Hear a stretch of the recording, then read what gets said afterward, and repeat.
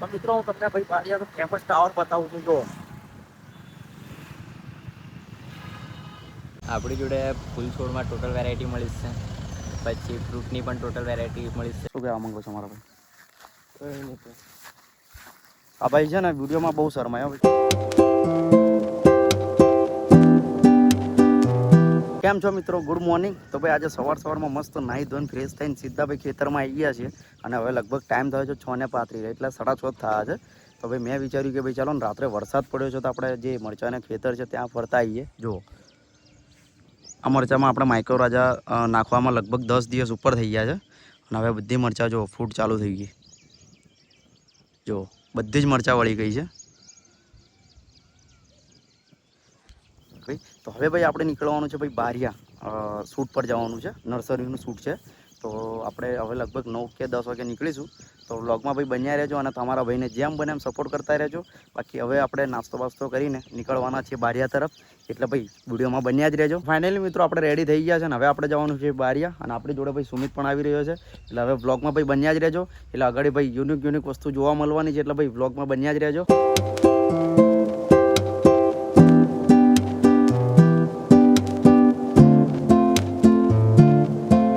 મિત્રો હું તમને ભાઈ બારિયાનું ફેમસ ટાવર બતાવું છું. જો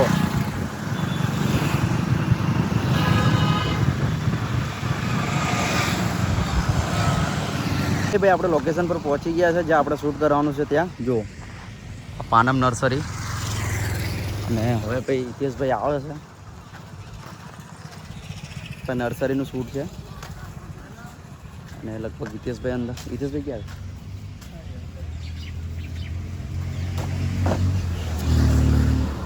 જો હિતેશભાઈ એમની નર્સરી છે. ભાઈ તમને જે પ્લાન્ટ જોતા હોય ને ભાઈ, તમને જે વસ્તુ જે કહો એ તમને અહીંયા મળી જવાની છે. જેમ કે ભાઈ ફ્રૂટ વેરાયટી હોય, ફૂલ વેરાયટીમાં હોય, કે પછી આંબા, ચીકુ, જામફળ, કે પછી તમારે લીંબુ હોય, કે ભાઈ કોઈ પણ વસ્તુ ભાઈ તમને જોતી હોય ને ભાઈ અહીંયા તમને મળી જવાની છે. હજુ ભાઈ આપણે હિતેશભાઈ આવ્યા નહીં. જો આપણે હિતેશભાઈ પણ આવી ગયા છે. કેમ છો હિતેશભાઈ? અરે આપણે હિતેશભાઈ કેવું છે ભાઈ? મજામાં? બસ શાંતિ, મજામાં. નર્સરીના ભાઈ માલિક છે. તો ભાઈ તમને જે બી ફ્રૂટ વેરાયટી હોય કે પછી ફૂલ વેરાયટી હોય, હિતેશભાઈ શું શું મળે છે? કહી દો ને યાર, આપણને કોઈ આઈડિયા. આપણી જોડે ફૂલ છોડમાં ટોટલ વેરાયટી મળી છે, પછી ફ્રૂટની પણ ટોટલ વેરાયટી મળી છે, જેવા કે આંબા, ચીકુ, નારિયેળ, ફણસ, મોસંબી, દાડમ, જામફળ, એવી ટોટલ ફ્રૂટની વેરાયટી મળી છે આપણી જોડે. એ પણ કલમી અને સસ્તા ભાવમાં. લો ભાઈ, તમને જે જોવે ને ભાઈ એ તમને અહીંયા મળી જવાનું છે. હવે ભાઈ આપણે પાણી પીએ, થોડા રેસ્ટ કરીએ, પછી આપણે ભાઈ શૂટનું કામ પતાવી દઈએ. એટલે વ્લોગમાં ભાઈ બન્યા જ રહેજો. જો આંબાની વેરાયટી, ચીકુ વેરાયટી, ચંદન હોય કે પછી જામફળ હોય, કે જે પણ તમારે ભાઈ જોતું હોય તમને અહીંયા મળી જવાનું છે. હિતેશભાઈએ ભાઈ ચા મંગાવી છે.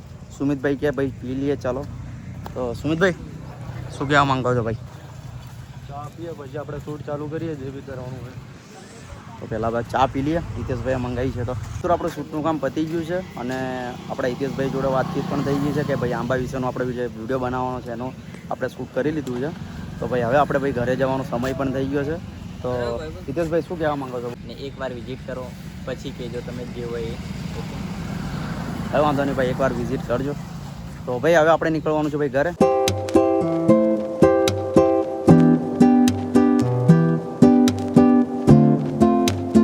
ફાઇનલી ભાઈ આપણે ઘનશ્યામ હોટલ પર આવી ગયા છે. કેમ કે આપણે જીજુનો કોલ આવ્યો હતો કે ભાઈ એક બેગ લેવાની હતી. તો જો આ રહ્યા આપણા જીજુ. કેમ છો જીજુ? જય સ્વામિનારાયણ. જય સ્વામિનારાયણ. બસ મજામાં. તો ભાઈ જીજુ હવે આવ્યા છે ઘરે. મેં કીધું ચાલો, પણ હવે એમને કંઈક મીટિંગ છે એટલા માટે. તો કંઈ વાંધો નહીં ભાઈ, હવે આપણે આ બેગ લઈને સીધા ઘરે નીકળીશું. તો આપણે ઘરે આવી ગયા છે અને ભાઈ હવે મસ્ત ફ્રેશ થઈ જશું. અને ગરમી બી બહુ કડક પડે છે ભાઈ. તાપ જોવા, બહુ કડક તાપ પડી રહ્યો છે. તો હવે ભાઈ આપણે જે શૂટ કરીને આવ્યા છે એનું એડિટિંગ કરવાનું છે. તો હવે થોડી વાર પછી આપણે રેસ્ટ કરીશું અને પછી આપણે જે એડિટિંગનું કામ બી પતાવી દઈશું. તો હવે થોડુંક રેસ્ટ કરીએ અને ફ્રેશ થઈ જઈએ. તો ફાઇનલી મિત્રો આપણે ફ્રેશ થઈ ગયા છે અને હવે ભાઈ એડિટનો ટાઈમ થઈ ગયો છે. આપણે 2 વિડીયો એડિટ કરવાના છે. એક તો આપણે પેલું શૂટ કરીને લાયા એ, અને આપણે એક બીજું ઇન્સ્ટાગ્રામ પર બી મૂકવાનું છે એટલા માટે. તો ભાઈ હવે એડિટનો ટાઈમ થઈ ગયો એટલે મેં કીધું વિચારું છું કે ભાઈ ફ્રી છું તો હવે ફટફટ આપણે એડિટ પણ કરી દઈએ. તો ભાઈ જે લોકોને લાગતું હોય ને ભાઈ કે જે વિડીયો ઉતારીને ડાયરેક્ટ અપલોડ કરી દેવાનું હોય, એમને એવું લાગતું હશે કે ભાઈ આ સહેલું છે, પણ ભાઈ જે ક્રિએટરની લાઈફ જે આપણે હશે ક્રિએટર એમને જ ખબર હશે તે કઈ રીતના વિડીયો શૂટ કરતા હોય છે અને કઈ રીતના એડિટ કરતા હોય છે. એ તો ભાઈ ખ્યાલ આવી જ જાય છે. પણ બહુ લોકો કહેતા હોય કે ભાઈ વિડીયો બનાવવાનું બહુ સહેલું છે, પણ એકવાર ભાઈ કરી જોજો. એકવાર આપણો મતલબ એવું નહીં કહેતો, કરો એકવાર ટ્રાય તો કરો. બહુ જણા મતલબ કમેન્ટ બી એવા કરતા હોય છે કે ભાઈ વિડીયો બનાવવાનું બહુ સહેલું છે, ખાલી અપલોડ કરી દેવાનું છે અને વ્યૂઝ આવી જાય છે. પણ ભાઈ એની પાછળની કેટલી મહેનત છે એ લોકોને લગભગ તો ખબર નહીં હોય. મતલબ ક્રિએટર લોકોને તો ઓલમોસ્ટ બધા ખબર જ છે. આપણે જે ક્રિએટર, હું બી ક્રિએટર, બધા ક્રિએટર જ છે બરાબર, પણ એ લોકોને ખબર હોય છે કે કઈ રીતના શું કરવું છે અને શું નહીં, એની પાછળ કેટલી મહેનત છે એ લોકોને ખબર જ છે. બસ હવે આપણે એડિટનો ટાઈમ થઈ ગયો છે એટલે જલ્દીથી ભાઈ એડિટ કરી દઈએ. પછી ભાઈ શું આવે છે આગળ આપણે જોઈએ. હવે સુમિતનો કોલ પણ આવ્યો છે, મેં હજુ ઉપાડ્યો નહીં એનો ફોન, પણ હવે પહેલાં આપણે એડિટનું કામ પતાવી દઈએ એટલે વિડીયોમાં ભાઈ બન્યા જ રહેજો. તો આપણે ફાઇનલી એડિટ પણ થઈ ગયું છે અને હવે ભાઈ આપણે લીલગરીમાં જે રોપી છે ત્યાં 15 દિવસ ઉપર થઈ ગયા છે. તો ભાઈ હવે વરસાદ પડ્યો નથી તો કેવી લીલગરી આપણી ઉગી છે, શું છે, તો આપણે એવા જોવા માટે જવાના છીએ. તો હવે આપણે ખેતર તરફ નીકળવાના છે. સુમિતભાઈ પણ આપણી જોડે આવી રહ્યા છે એટલે હવે નીકળીશું આપણે ખેતર તરફ. જે કે આપણે લીલગરી રોપી છે લગભગ 15 થી 17 દિવસ થયા છે એમ તો, પણ હવે જોઈએ કેવી છે અને કેવી નહીં. તો હવે આપણે નીકળીશું. તો આપણે ખેતરમાં આવી ગયા છે. જો આ આપણું આ ખેતર છે અને આપણે આ જો લીલગરી છે, ફૂડ ચાલુ થઈ ગઈ છે. જુઓ હવે ખાલી બસ એક કમી છે, આમાં વરસાદ પડી જાય તો હજુ જામી જાય એવું છે. જુઓ આ ફૂડ ચાલુ થઈ ગઈ.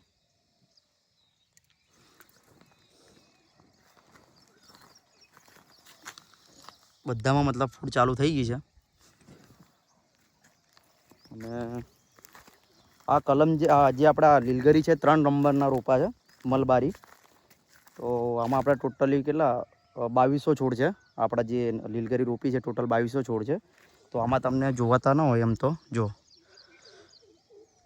અમુક જગ્યાએ જોવાતું હશે, પણ આપણે આટલા 2200 છોડ કર્યા છે. આપણે જે આગળ વ્લોગ નાખ્યો છે કઈ રીતના રોપ્યું છે શું છે એ આપણે ફર્સ્ટ વ્લોગ જે આપણે બનાવ્યો છે એમાં જ છે. તો એમાં પણ તમે જોઈ લેજો. આ લગભગ 15 થી 17 દિવસ થયા છે અને હવે બધી આપણી લીલગરીની ફૂડ ચાલુ થઈ ગઈ છે.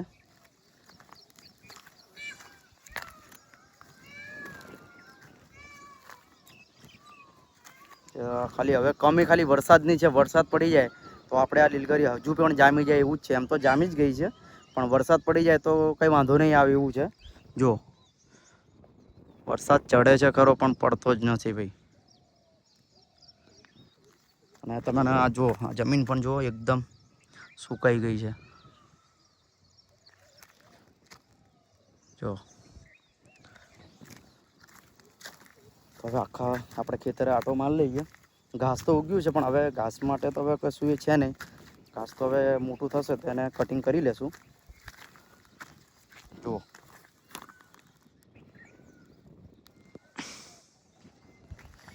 બાકી લીલગરી તો આપણી જામી જ ગઈ છે મોટે ભાગે. તો 90% આપણી બધી જ લીલગરીઓ મતલબ ફૂડ ચાલુ જ છે એટલે હવે વાંધો નહીં આવે. તો ખાલી બસ વરસાદ પડી જાય તો હવે ટેન્શન નહીં.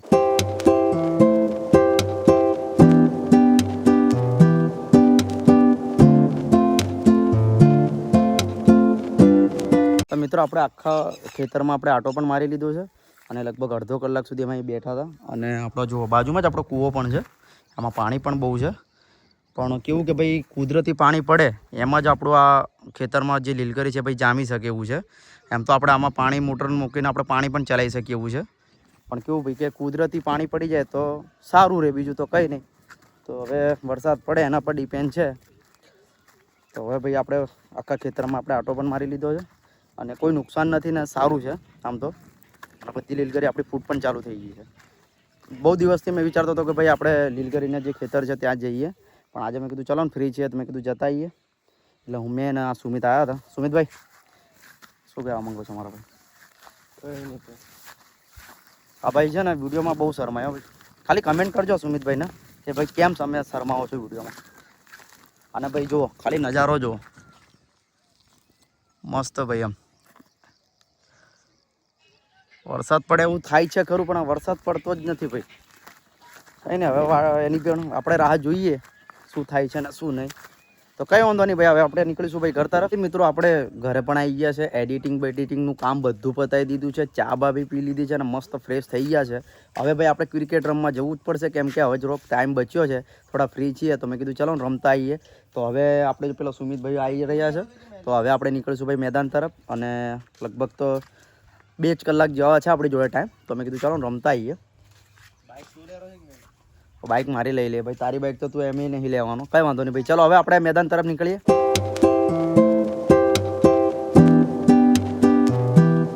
આપણે મેદાનમાં આવી ગયા છે, અમારા ભાવિન પણ આવી ગયા છે અને અજયભાઈ પણ આવી ગયા છે.